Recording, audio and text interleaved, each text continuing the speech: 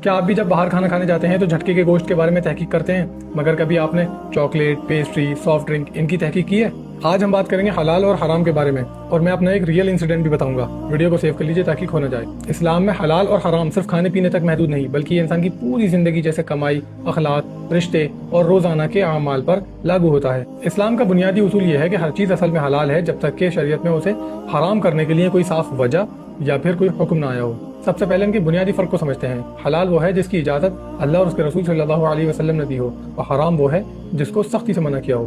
حلال کرنے پر ثواب ملتا ہے اور روحانی سکون ملتا ہے، اور حرام کرنے پر سخت گناہ ملتا ہے اور آخرت میں سزا۔ انسانی زندگی پہ اس کا اثر: حلال صحت، رزق، ذہن ان کے لیے فائدہ مند اور پاک ہے۔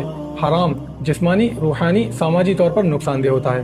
حلال جیسے محنت کی کمائی، سچ بولنا، نکاح کرنا، پاکیزہ کھانا۔ حرام جیسے سود، جھوٹ، زنا، شراب، چوری۔ قرآن حدیث کا کہتی ہے، چلیے جانتے ہیں۔ پہلا، قرآن سے بنیادی قانون۔ سورہ اعراف کی آیت کا مفہوم ہے، اور وہ نبی ان کے لیے پاکیزہ چیزوں کو ان کے لیے حلال کرتے ہیں اور گندی چیزوں کو حرام۔ دوسرا، ڈیلی لائف کے حلال حرام۔ کھانے میں حلال چیزیں جیسے اللہ کے نام پہ ذبح کیا ہوا گوشت، دودھ، پھل، سبزی، پانی، جوس، اور حرام جیسے بنا اللہ کے نام پہ ذبح کیا ہوا گوشت، سور، خون، مردہ جانور، شراب اور ہر نشے والی چیز۔ کمائی میں حلال جیسے محنت سے کی ہوئی مزدوری، ایمانداری سے کیا ہوا بزنس یا جاب۔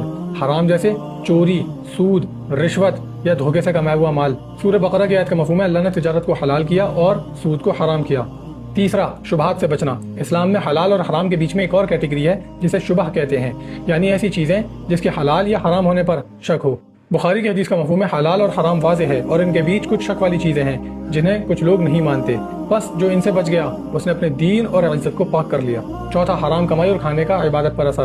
مسلم کی حدیث کا مفہوم ہے، آپ صلی اللہ علیہ وسلم نے ایک لمبے سفر کرنے والے شخص کا ذکر کیا، بکھرے بال، جسم پر غبار، اور وہ آسمان کی طرف ہاتھ اٹھا کر کہتا ہے، یا رب، یا رب، جبکہ اس کا کھانا پینا اور پہننا حرام اور اس کی پرورش حرام پر ہوئی ہو، تو اس کی دعا کیسے قبول ہو سکتی ہے؟ اب بتاتا ہوں میں اپنی بات۔ میں اور میرا دوست اکثر ایک جگہ پر تیرامیسو پیسٹری کھانے جاتے تھے۔ وہ شاپ تو نان مسلم کی تھی، لیکن لڑکا مسلمان تھا۔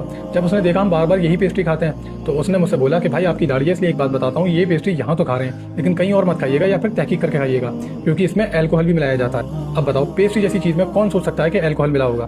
اسی طریقے سے موہیتو یا مجیتو، جو لوگ اسے مجیتو پڑھتے ہیں، تو موہیتو بھی ایسی بنایا جاتا ہے کہ اس میں کہیں کہیں پہ الکوہل ملایا جاتا ہے، لیکن انسان سوچ بھی نہیں سکتا۔ وہ سوچے گا میں سافٹ ڈرنک پی رہا ہوں یا پھر میں پیسٹری کھا رہا ہوں نارمل سی، لیکن اس کے اندر الکوہل ملا ہوا ہوگا۔ تو آج ایک رول بنا لو، کوئی بھی نئی چیز جو کبھی نہ کھائی ہو، پہلے اس کی تحقیق کر لو کہ وہ کس چیز سے بنی ہے، پھر اس کو کھاؤ۔ یہ ہے بیسک اسلام سیریز، جہاں ہم اسلام کو سیکھ رہے ہیں۔ اگر سیکھنا ہو تو فالو اور سبسکرائب کیجیے، اور کبھی نہ ختم ہونے والا ثواب کمانا ہو تو ویڈیو کو شیئر اور ری پوسٹ کیجیے۔